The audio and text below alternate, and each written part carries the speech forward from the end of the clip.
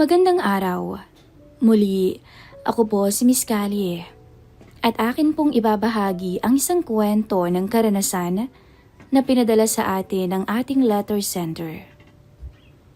Dear Miss Callie, si Rose ay isang 29 years old na misis na lumaki sa simpleng pamumuhay sa Tarlac.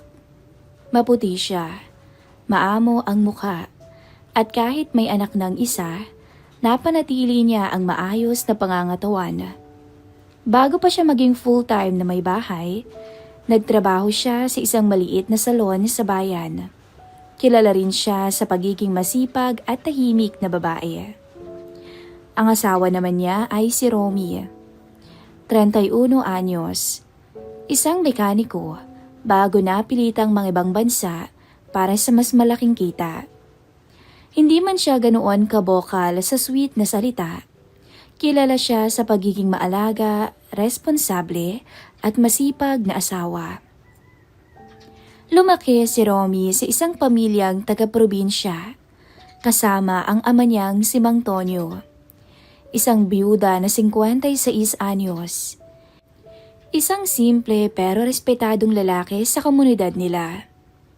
Nagkakilala sina Rose at Romy sa isang tindahan ng motor parts na madalas puntahan ng kuya ni Rose na siyang pinagkukunan ng mga piyesa ni Romy. Doon nagsimula ang simpleng tinginan hanggang sa maging araw-araw na ang pagbisita ni Romy sa salon. 6 na buwang niligawan ni Romy si Rose bago niya ito sinagot.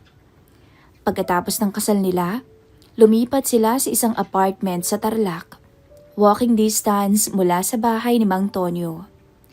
Masaya ang unang taon, puno ng pangarap, tawanan at simpleng pagmamahalan. Pero dumating sa punto na hindi na sapat ang kinikita nila. Kaya si Romy, dala ng kagustuhang maiahon ang pamilya, nagdesisyong mag-abroad. Isang desisyong mabigat pero kailangan. 1 taong kontrata lang daw, pero nauwi ito sa 3 taon na halos puro pangako at pasensya ang naging puhunan ni Rose. Hanggang sa unti-unti, lumamig ang komunikasyon nila. Dumalang ang tawag at usapan. Mas madalas niya ring makita ang mister sa mga post ng isang kumari nila doon din sa abroad. Nakangiti pareho, magkatabi, minsan pa'y magkasama sa kainan. At sa bawat makikita iyon ni Rose, para bang may tumutusok sa puso niya. Habang lumalala ang selos at pag-aalala niya, mas napapadalas naman ang paglapit ng biyanan niyang si Tonyo. Unay para mangumusta, minsan para dalahan ng pagkain.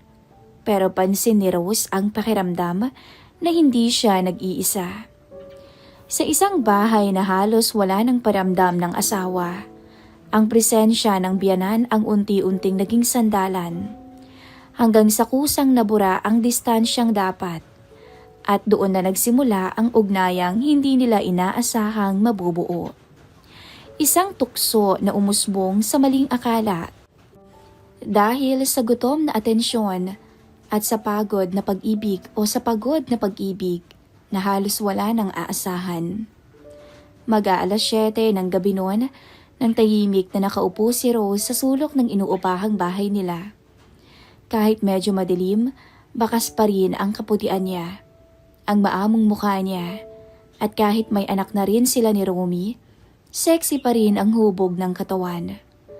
3 taon na rin nagtatrabaho sa abroad si Romy, at sa 3 taon na iyon, hindi na mabilang ni Rose kung ilang beses siyang umiyak gabi-gabi.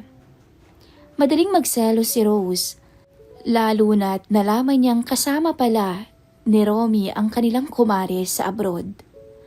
Doon nagsimula ang unti-unting paglayo sa asawa. At doon lalapit ang taong hindi niya inaasahan. Ang tatay ni Romy, si Mang Tonyo, may aura na sobrang bait, pero malakas pa rin naman ang dating. Simula nang yumao ang nanay ni Romy, 1 taon na ang nakalipas.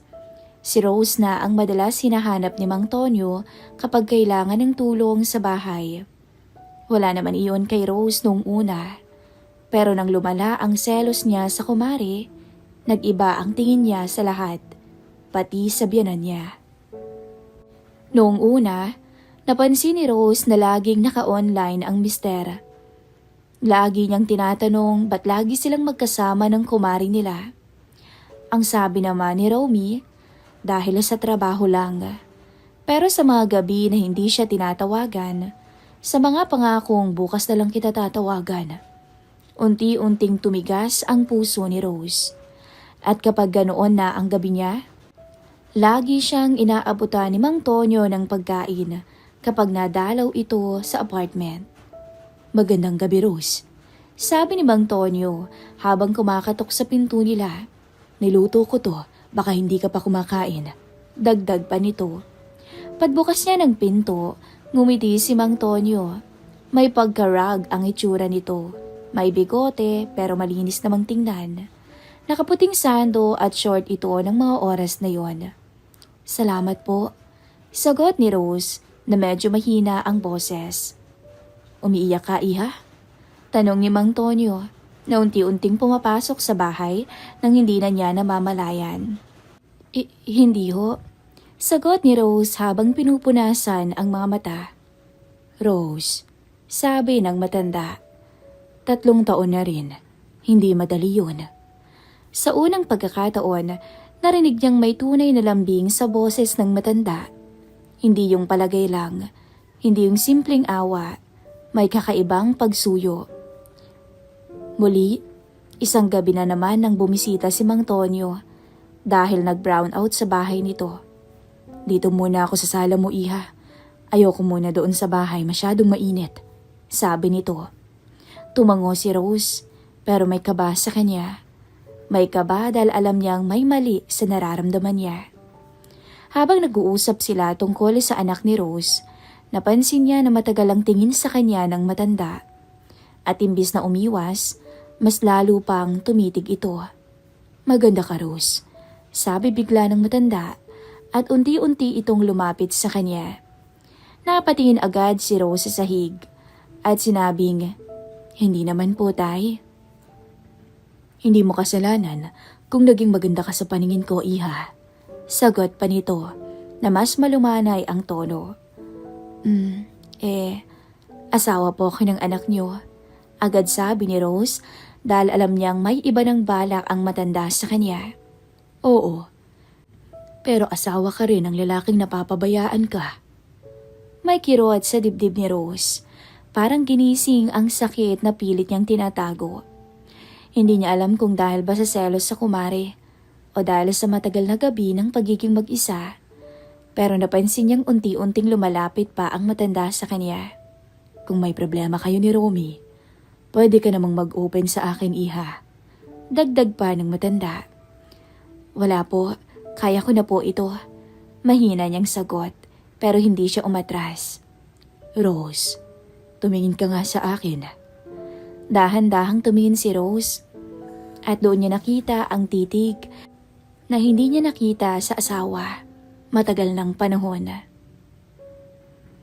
Tingin na may pag-aalala, may pag-iintindi at may init at sabik na ayaw niyang tanggapin mula rito. Baka kung ano pong isipin ng ibang tao." "Ano bang iniisip mo, Rose?" tanong ng matanda na halos pabulong. Hindi siya nakasagot kasi hindi rin niya alam. Kinabukasan, hindi na maalis sa isip niya ang paglapit sa kanya ng matanda kagabi. Nasa banyo siya ng kasalukuyan, nagsusuklay, suot ang manipis na puting sando, nang biglang kumatok si Mang Tonyo. "Rose, may bibigay lamang ako sa'yo." Pagbukas niya ng pinto, napatingin si Mang Tonyo sa suot niya. Sabay iwas ng tingin. Pasensya ka na, hindi ko sinasadya." "Okay lang po," sabi ni Rose, pero parang may naramdaman siyang kakaiba sa katawan niya. Isang feeling na hindi niya alam kung dapat niyang pigilan o dapat niyang katakutan.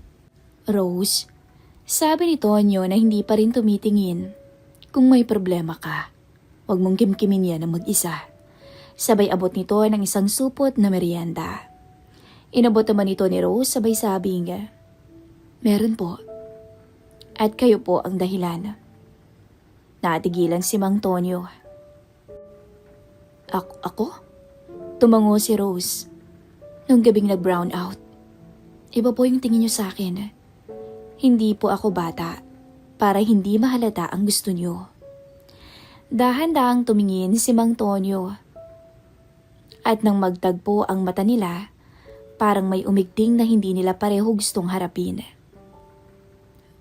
"Rose," sabi nito, "hindi ko gagawin yon hanggat hindi mo inaamin kung ano ba talaga yung iniisip mo." Suminghap ng hangin si Rose habang nanginginig ang kamay. "Tay, may hinala ho ako eh. Nakabit ni Romy yung kumari namin." At doon pumatak ang luha niya. Doon humaplos si Mang Tonyo sa braso niya. Hindi marahas, kundi parang isang taong gustong humawak sa isang bagay na matagal nang gustong alagaan. "Rose, baka naman mali ang iniisip mo, iha." "Pero, andyan naman kayo, di ba?" Sagot ni Rose na kinabigla ng matanda. Hanggang sa namalayan na lamang ng matanda na lumapat ang labi ni Rose sa labi niya. Sabay lumuhod ito sa harap niya. Unti-unti nitong binuksan ang zipper ng maong niyang short hanggang sa umabot sila sa puntong hindi na maiiwasan. Doon niya nasilayan ang buong kagandahan ng misis ni Romy. Napakaganda, sexy, at napakasariwa pa na nagbigay sa kanya ng matinding gigil para dalhin ito sa kama, para pasayahin, at para malimutan ang matinding problema. At iyon ang unang hakbang na nagdala sa kanila sa mas malalim pang kasalanan. Pagkatapos ng gabing iyon, hindi na naging pareho ang bawat araw nila. Hindi man nila sabihin ang diretsahan, ramdam nilang pareho kung gaano kalapit ang linya na iniiwasan lang nila dati. Pero ngayon, pareho nila itong nilalagpasan. Kinabukasan, maagang pumunta si Mang Tonyo sa apartment ni Rose para ayusin daw ang sirang gripo. Pero pagpasok niya, nakita niyang tahimik lamang si Rose sa dining area. Nakatungo at parang walang tulog. Suot niya ang simpleng blouse na kulay cream, pero hindi maitatago ang ganda ng katawan at ang maputing balat na madalas mapagmasdan ni Mang Tonyo kapag hindi nakatingin si Rose. "Rose," mahina niyang tawag. Hindi agad tumingin ang misis. Nang tumingala siya, bakas ang puyat at bigat ng loob. "Kumain ka na ba?" tanong ni Mang Tonyo. Umiling si Rose. "Wala po akong ganang kumain." "Huwag mong pahirapan ang sarili mo," sabi ni Tonyo habang lumalapit. "Wala namang kasalanan ng katawan mo sa problema niyo ni Romy." Napatingin si Rose. "Hindi lang po yun. Nahihiya ako. Nahihiya ako sa mga nangyari sa atin." "Wala kang dapat ikahiya," sagot ng matanda at muling humaplos ito sa balikat ng misis paibaba. Napakagatlabi na lamang si Rose. Naiintindihan ko po na may mali sa ginawa ko kagabi. Pero hindi ko rin maalis sa akin na parang mas kampante pa ako pag nandito kayo." Hindi binawi ni Tonyo ang kamay sa balikat niya. "Rose, 3 taon kang mag-isa. Sinong hindi masasaktan? Sinong hindi manghihina? Kaya naman andito lamang ako para sa'yo. Tandaan mo yan." "Pero Tonyo," bumagal ang boses ni Rose. "Hindi ko alam kung kaya ko pang tiisin. Na ako lang lagi ang nagtatanggol sa sarili ko." Humugot ng malalim na hininga si Mang Tonyo. "Rose, sabihin mo lang ang totoo." "Totoo." Tumingin siya ng diretso sa mata ng biyenan niya. "Opo. Totoo na pagkausap ko kayo, para akong may kakampi. Totoo na pag nandito kayo sa bahay, hindi ako ganun kalungkot. Totoo na baka mali ang lahat pero hindi ko kayo kayang iwasan." Napatigil si Mang Tonyo. Ramdam niyang unti-unting nabubura na talaga ang limitasyon nila. Rose, pabulong na sabi nito. Ayokong samantalahin ka, iha. Hindi niyo ako sinasamantala. Mabilis na sagot ni Rose. Ako ho ang nagsimula. Pagdating ng hapon, biglang bumuhos ang malakas na ulan. Naputol ang linya ng kuryente sa kabilang bahay ng matanda. Kaya sa bahay ni na Rose ulit siya nagpunta. Tahimik na nakaupo si Mang Tonyo sa sala, habang si Rose naman ay naghahanda ng kape. Gusto niyo ho ng kape? Tanong ni Rose habang lumalapit. Hawak ang 2 tasa. Salamat, sagot ni Tonyo. Habang inaabot niya ang tasa, nagdikit sandali ang kamay nila. Sandali lamang yun, para bang 1 segundo na puno ng sabik at uhaw. Pareho silang napatigil at napatingin sa isa't isa. Pasensya, pero bago matapos ni Rose ang salita, dumulas ang tasa sa kamay niya. Muntik nang bumagsak, kaya mabilis na hinawakan ni Mang Tonyo ang kamay niya. Nakatayo silang magkalapit. Halos magkadikit ang katawan. Parehong nakahawak sa iisang tasa. At sa halip na umatras si Rose, unti-unting napapikit to. Hindi siya nagsalita, hindi siya lumayo. At yun ang sagot na pinaka nakakatakot at pinaka nakakaantig kay Mang Tonyo. Daan-daan niyang binitawan ng tasa at tinaplos ang pisngi ni Rose. Ang ganda-ganda mo talaga, iha. Bulong nito. At halos mapasandal si Rose sa dibdib niya. Hindi ko alam kung paano pa ako iiwas sa'yo. Dagdag pa nito. Huminga ng malalim si Rose. Hindi na po akong priority ni Romy. Trabaho. Kumari ko sa abroad. Parang nakalimutan niya ako. Kami ng anak niya. Ako, hindi kita makakalimutan. Sagot ni Tonyo. Mula nung lumapit ka rito, hindi ko man inaamin pero alam kong may nararamdaman akong hindi dapat. Napakagatlabi si Rose. Huwag niyo pong sabihing type niyo ako noon pa. Paano kita hindi matitipuhan? Unti-unting bumaba ang haplos ng matanda mula sa pisngi papunta sa braso ni Rose. Isang kagaya mong babae, maganda, maalaga at sobrang bait. Na hindi ko alam paano nagawa ni Romy na ipagpalit ka sa iba. Pero Tonyo, tigilan natin to. Mali din naman to eh. Pero Rose, lumapit pa si Tonyo. Halos idikit ang noo sa kanya. Ikaw ang pumilit sa akin. Nang marinig niya yon, hindi na umangal si Rose. Bumagsak ang luha niya.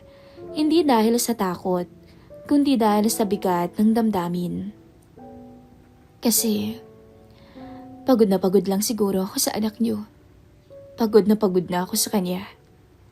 At nang marinig yun, niyakap ni Tonyo ang bewang ni Rose. Malumanay pero mahigpit. Sa puntong yun, hindi na umangal si Rose. Hindi rin siya umatras. Sa halip, kumapit siya sa braso ng matanda na para bang doon siya kumukuha ng lakas na hindi niya makuha sa asawa niya. Sa gabing yun, muling may namagitan sa kanila. Mas mapusok, mas malaya. Hindi kagaya nung nakaraan na may ilangan pang natitira. Yumakap silang sabik sa isa't isa. At doon pa lang, namalaya ni Rose na hindi na ito simpleng pagkakasala. May nararamdaman na siya para sa matanda. At sa mga sumunod na araw, mas lalong lumalim ang ugnayan nila. Isang gabi, dumating si Mang Tonyo para dalhin ng gulay o dalhan ng gulay na galing palengke si Rose. Pero nang buksan niya ang pinto, nadatnan niya si Rose na umiiyak sa sahig habang hawak ang cellphone. Rose, mabilis na lumapit ang matanda. Bakit? Anong nangyari? Sabi nito. Bakas ang matinding lungkot sa mukha ni Rose ng oras na yon. May pinost si kumare. Picture nila ni Romy. Nakayakap si Romy sa kanya. May caption pa. Comfort is best with the right person. Nanginginig ang kamay niya. Hindi niya malaman kung galit ba, sakit ba o pagkaubos na ng lakas. Rose, hindi naman ibig sabihin. Tonyo, Biglang tumayo si Rose at umikbi. 3 taon na akong naghihintay. 3 taon na akong nagtitiis. Tapos ganyan? Nakataas ang boses niya. Hindi dahil sa galit sa sitwasyon, kundi dahil sa galit sa pagkakalugmok niya sa isang relasyon na parang siya lang ang lumalaban. Ako na nga ang nagbabawas ng hinala ko, pero tingnan mo. Nalaglag ang luha niya habang hawak ang cellphone. Tama pala yung nararamdaman ko. Iniwan na niya ako. Baka nga, mahal niya niyang kumari namin. Dahan-dahang lumapit si Mang Tonyo. Hinawakan ang kamay ni Rose. Rose, hindi ka nag-iisa. At doon tuluyang bumigay si Rose. Tumanguto. Lumapit sa matanda. At doon niya niyakap ang biran niya. Buong lakas, na para bang matagal nang nasasakal ang puso niya. Pagod na po ako. Rose, dahan-dahang hinawakan ni Tonyo ang pisngi niya. Kung maaari lang, gusto kong ako na lang ang nagpapagaan ng loob mo. Bakit mo ginagawa to? Humihikbing tanong ni Rose. Dahil matagal na kitang mahal. Matagal na kitang gusto.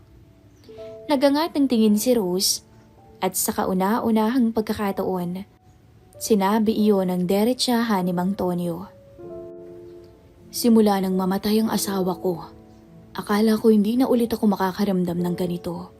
Pero noong dumating ka, noong nakita ko kung gaano ka kabait, kung paano ka magsakripisyo, kung paano ka magmahal. Rose, araw-araw kong nilalabanan yung damdamin ko para sa'yo.